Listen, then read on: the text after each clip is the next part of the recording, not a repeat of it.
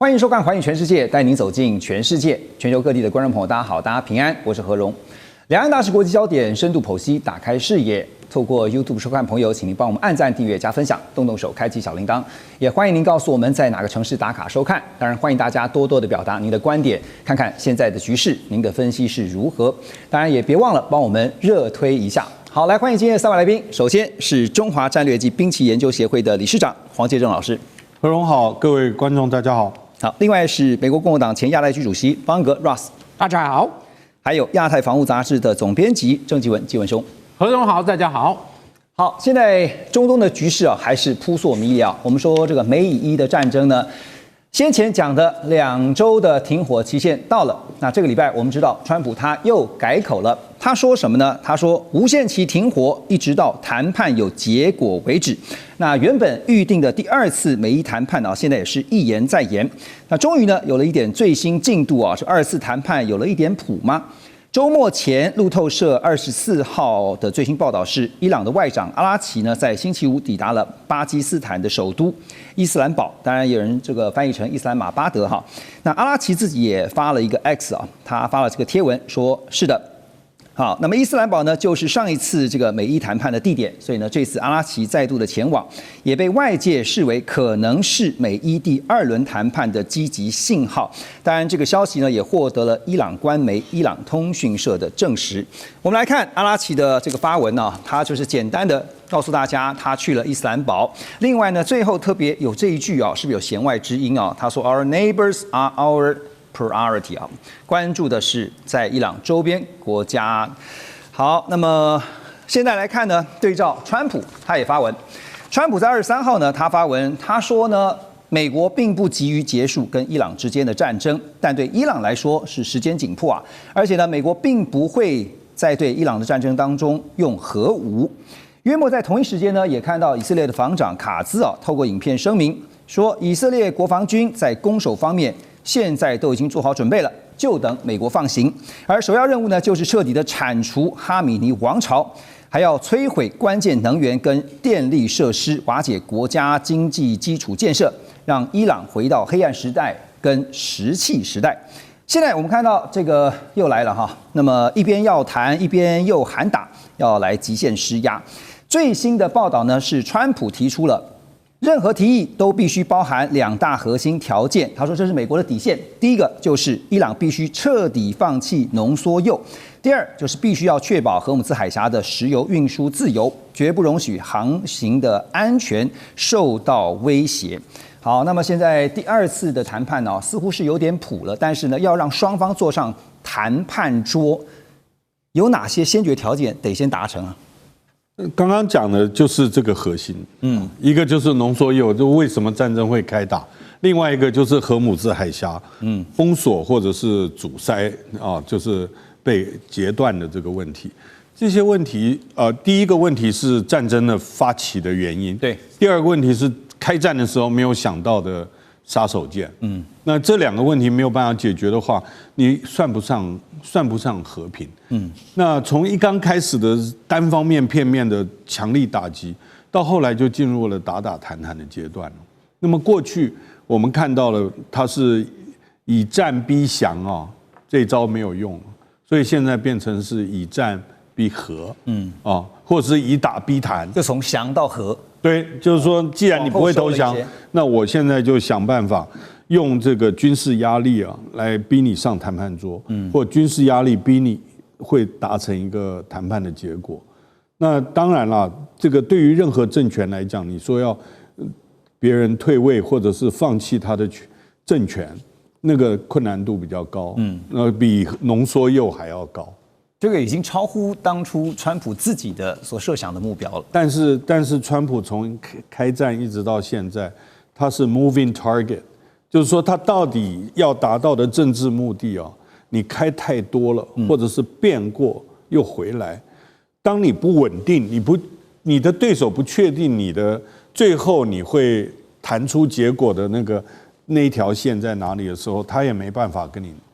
老师，我请教啊，因为最近也看到外电报道，是川普政府哈，他们整个团队呢，就是且战且走哈，不断在修正自己的战略哈。那当然，现在看到是想办法要促成第2次的谈判。可是刚才提到了，川普先放话了，先讲说浓缩铀的问题必须要彻底的解决，另外一个就是荷姆斯海峡嘛，是，就是到目前为止还谈不拢的2个关键呢。对，这就是2个关键，这2个关键无解的话，战事就会继续下去。另外还有个变数，就是以色列说我还可以打，是我准备好了，那个你美国只要那个手一松我就干，那这个东西也是谈判的一个手上的一张牌，就是说你不谈的话，我就放手让以色列再出手，所以现在黎巴嫩那边说也是暂时停火。那现在让双方有一个谈的机会，我觉得上一次谈得太快，我觉得第一轮是双方都没有准备要谈成什么东西。副总统 Vance 去，他又不能示弱，然后他也不愿意背锅，那所以他立场就踩很硬，踩很硬的话是大家各言而至，讲完就散场。上次很快就无疾而终。对，那这一次的话，我觉得也拖了蛮久的，你算日期嘛，对不对？所以这个再拖的话60天了呀。那您觉得这一次第2次谈有没有可能像上次一样，还是谈，最后终于要谈，对不对？谈了以后呢，但还是一样没有结果，很有可能。我觉得我自己的直觉是有进展无结果，就是留给下一次谈判再一次的机会，对，对不对？就是和谈没有丧失这个机会。最后请问，也有看法认为，川普已经在想要怎么样抽身了。他一直在思考他的抽身之计啊。他抽身已经想好几个礼拜了，是别人不让他下车啊。别人是就对手啊，伊朗没有让他停，Bibi 也没有让他停。对，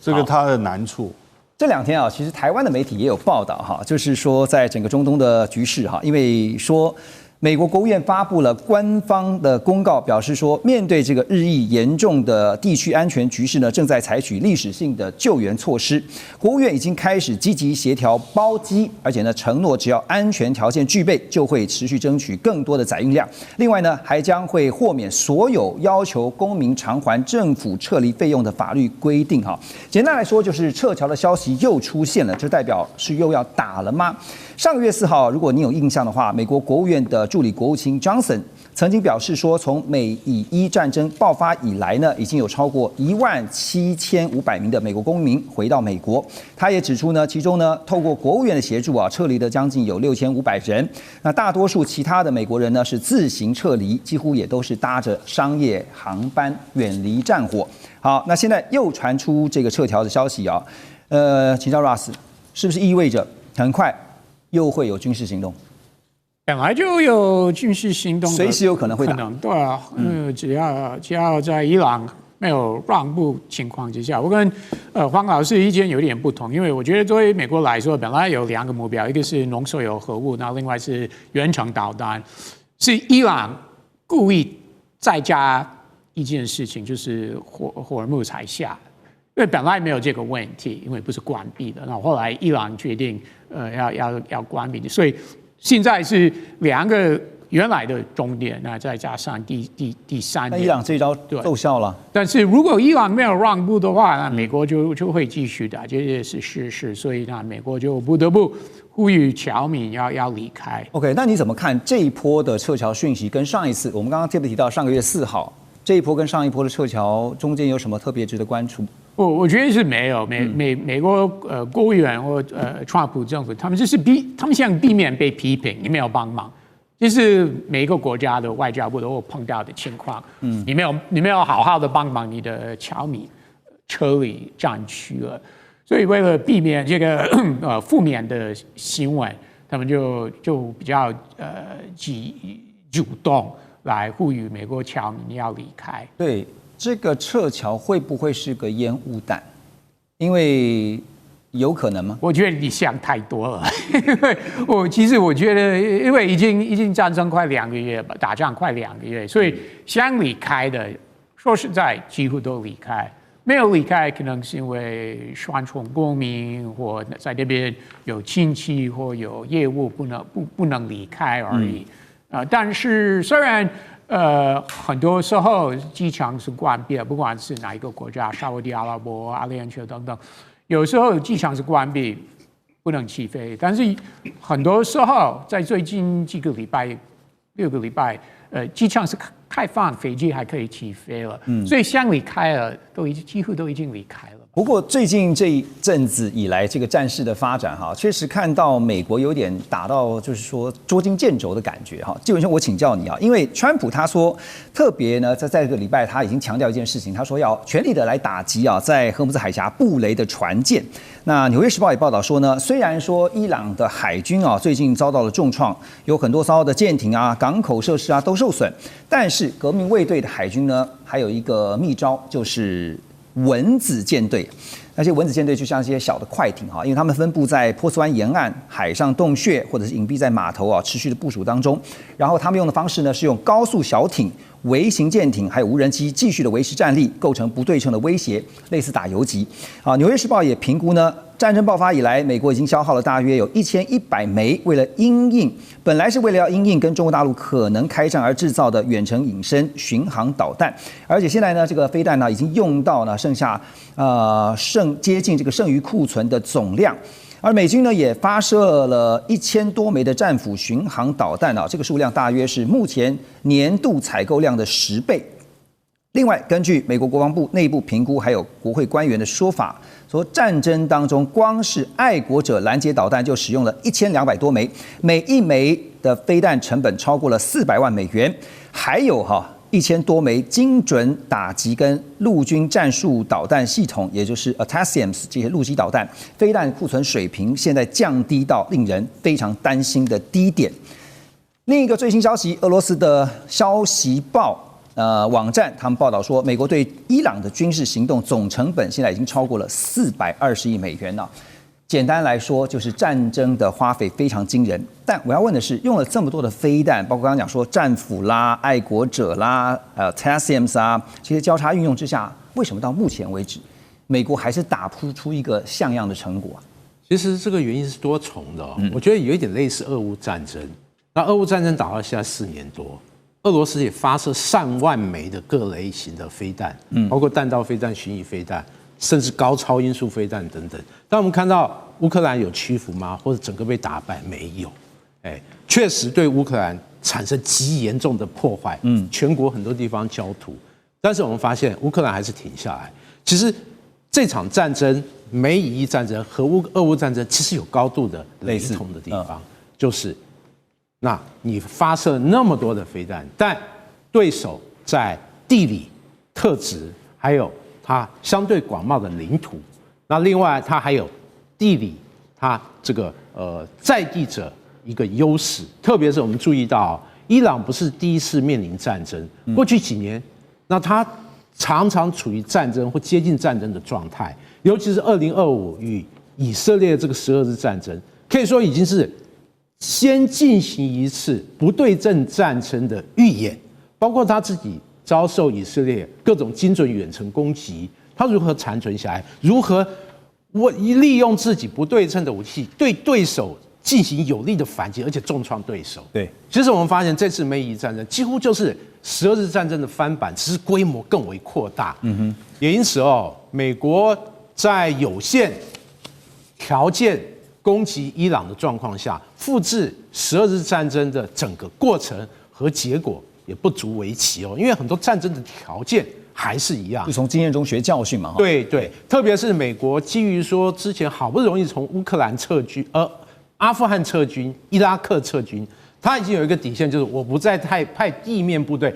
特别是不轻易派地面部队再卷入中东的冲突。在这个状况下，他只能用昂贵的各种飞弹系统进行消耗。所以你觉得，像刚刚讲说，不排除谈到一半，甚至还没谈之前就可能打了。那打的话，还是像上一次一样，就是大规模的空袭吗？我认为空袭还是它优先的选项。那美国我们知道，它又调集一些资源，包括3个航母打击群，那另外它还有一个不得不为，就是底线思维，就是非必要派陆战队进行地面战，打伊朗的一些离岛或者一些重要的一些岛屿。但我认为美国绝对是被逼到墙角，不得已，我认为才会动用这张最后的牌，地面部队。但优先的牌一定还是利用它空中的打击力量，包括各种战机、各类型飞弹、各种无人机，对伊朗的现有或者残存他认为的目标进行打击。但我们知道，这种攻击其实有很多盲点，特别是现在战争，其实战场上充满着诱饵、假目标，也因此那再加上这个伊朗它本身之前战争的准备有很多地道的一些攻势啊，然后进行大量的疏散，还有它的马赛克作战这样的一个模式，其实都让美国和以色列难以这个一网成擒，被迫进入长期消耗这样的一个消耗战的模式。但我认为，就整体未来来讲，即使开始这个重新这个互攻，它的模式可能和之前相比，基本上没有什么太大的不同。那目前整个态势来看，美国似乎是陷入了伊朗的泥淖当中哈，所以其实你看到这个美国总统川普呢，在被媒体问的时候，他就拿这个越战当做比例，他说越战都打这么久了哈，这个伊朗的时间这样看起来还算短的，但是美国真的有办法像是越战再承受一次像是越战这么长期的战争吗？而且现在还面临的是一个更严重的考验，就是盟友并不相挺。我们休息一下，马上回来。中美互动牵动全球，美中竞争，地缘争霸，外交、军事、科技、经济，多元观点，权威分析，一同掌握2026全球新秩序、新赛局。每周6日，寰宇全世界带您走进全世界。